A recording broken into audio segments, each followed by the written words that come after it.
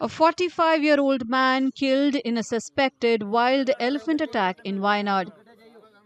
A woman trampled to death by wild elephant in Idukki. A tribal woman killed by a tiger while plucking coffee beans in Wayanad.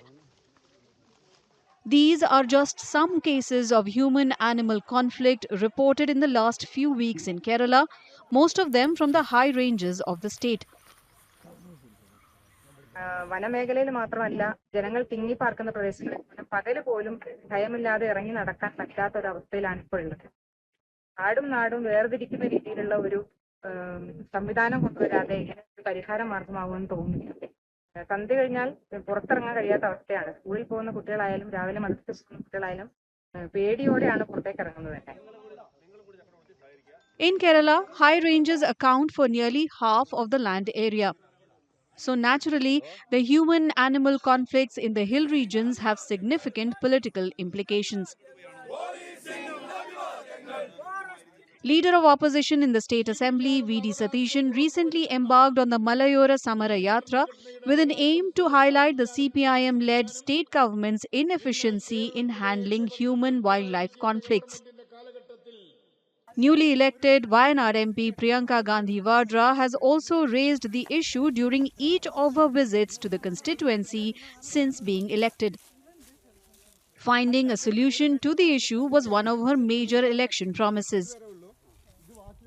So the man-animal conflict, not just in the cost of human life, but cost to your livelihoods, is a big issue here. I held a meeting with the district magistrate when I came last, and they also explained to me that they are themselves having a lot of difficulty because they need more funds and they need more help to be able to do as much as they can do. But the state government says the politicization of the issue is doing more harm than good.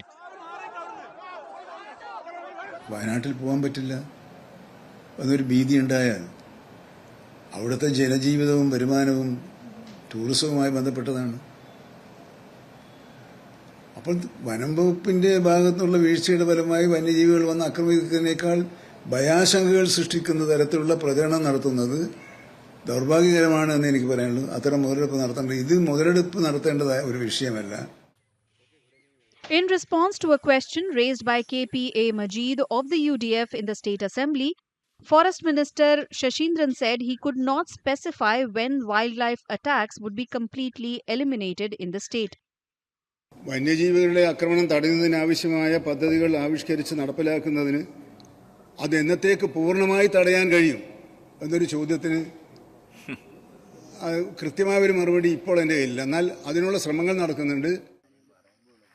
Besides the huge cost of life, there are other issues that are tied to the human-animal conflict in the state. The most important being the question of livelihood from agriculture and tourism. തുടർച്ചയായിട്ടുണ്ടാകുന്ന വന്യജീവി ആക്രമണങ്ങൾ വയനാട്ടിലെ വിനോദസഞ്ചാര മേഖലയെ കാര്യമായിട്ട് ബാധിക്കുന്നുണ്ട്. ഈ കേരളത്തിൽ നിന്ന് തന്നെ ഒരുപാട് വിനോദസഞ്ചാരികൾ വയനാട്ടിൽ എത്തിക്കൊണ്ടിരുന്ന ഒരു കാലഘട്ടം ഉണ്ടായിരുന്നു. നിലവിൽ ഇപ്പം യാത്രക്കാരുടെ എണ്ണത്തിലും അതുപോലെ സഞ്ചാരികളുടെ എണ്ണത്തിലും വളരെ കുറവ് വന്നിട്ടുണ്ട്. ഇപ്പം നമ്മുടെ ഈ തദ്ദേശീയരായ തൊഴിലാളികൾ തന്നെ പൊതുവെ കുറവാണ്. നമുക്ക് അന്യസംസ്ഥാന തൊഴിലാളികളാണ്. നമുക്ക് കാപ്പിക്കുരു പറിക്കാനായാലും എല്ലാം ഈ മുളക് പറിക്കാനായാലും ഒക്കെ നമുക്ക് വന്നുകൊണ്ടിരിക്കുന്നുണ്ട്. അവരൊന്നും തൊഴിലിന് ഇറങ്ങുന്നില്ല എന്നുള്ളത് കർഷകരെ വലിയ പ്രതിസന്ധിയിലാക്കിയിട്ടുണ്ട്. ആളുകൾക്ക് കൃത്യമായ സമയത്ത് കൃഷി ഇറക്കാൻ പറ്റാത്ത സാഹചര്യം, വന്യമൃഗങ്ങളെ പേടിച്ച് അവിടേക്ക് പോകാൻ പറ്റാത്ത സാഹചര്യം. ഇനി അഥവാ കൃഷി ഇറക്കി അതിന് വിളവെടുപ്പ് സമയമാകുമ്പോഴും ഈ കടുവയ്ക്ക് ഇറങ്ങുന്ന സമയത്ത്, പ്രത്യേകിച്ച് ഈ കാപ്പിയുടെ ഒക്കെ ഒരു വിളവെടുക്കുന്ന സമയം എന്ന് പറയുന്നത് കടുവകളുടെ പ്രജനന സമയത്താണ്. ഈ സമയത്താണ് വയനാട്ടിൽ ഏറ്റവും കൂടുതൽ കടുവകൾ ഇറങ്ങുന്നത്. Locals say no concrete steps have been taken to put a stop to these incidents, with most government action coming after something happens.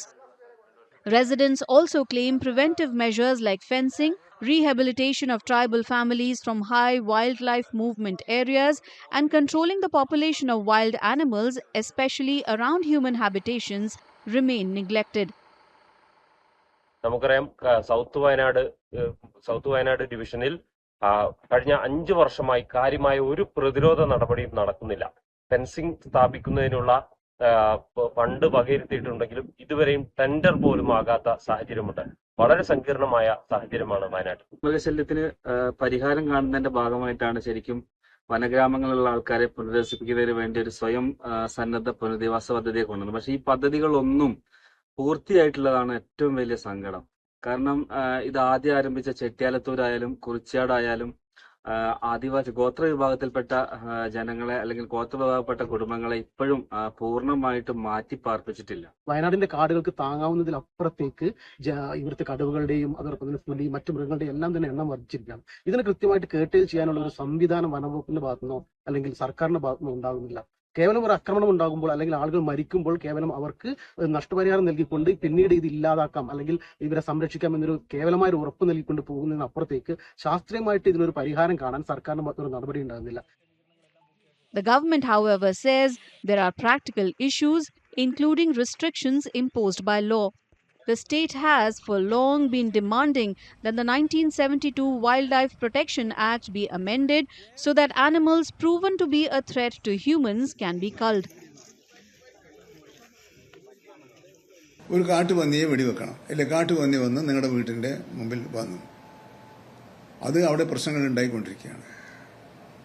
നിങ്ങളത് ഫോറസ്റ്റ് അധികൃതരെ അറിയിക്കണം. പ്രാദേശിക റേഞ്ച് ഓഫീസർമാർ അവിടെ വന്ന് പഞ്ചായത്ത് പ്രസിഡന്റ് ഉൾപ്പെടെയുള്ളവരുടെ യോഗം കൂടി ഇതിനെ വെടിവെക്കാനുള്ളൊരു തീരുമാനം എടുക്കണം. ആ തീരുമാനം DFOയെ അറിയിക്കണം. DFO ആ തീരുമാനം CCFനെ അറിയിക്കണം.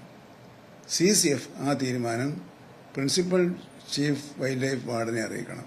അദ്ദേഹത്തിന് ബഹുമാനപ്പെട്ട കേന്ദ്രമന്ത്രി പറഞ്ഞ പോലെ ചീഫ് വൈൽഡ് ലൈഫ് വാർഡിന് വെടിവെക്കാനുള്ള ഉത്തരവ് കൊടുക്കാനുള്ള അധികാരമുണ്ട്. പക്ഷേ ഇത്രയും നടപടികൾ പൂർത്തിയാക്കി വരുമ്പോൾ ഏത് മൃഗമാണ് എന്നെ വെടിവെച്ചോളൂ എന്ന് പറഞ്ഞ് ഇങ്ങനെ കാത്തു നെഞ്ചം പിരിച്ച് അവിടെ കാത്തു നിൽക്കാൻ ഏത് വേണ്ടി കിട്ടും എന്നുള്ളത് എത്ര പറഞ്ഞിട്ടും അവർക്ക് ആ യുക്തി മനസ്സിലാകുന്നില്ല. In its latest budget, the Kerala government has put major emphasis on the issue and announced a slew of programs designed to find a permanent solution to the problem. This includes hanging solar fencing in all hotspots where frequent cases of human-animal conflict are reported within the next 5 years. A solution has also been promised for giving compensation to farmers who suffer crop losses due to wild animal attacks.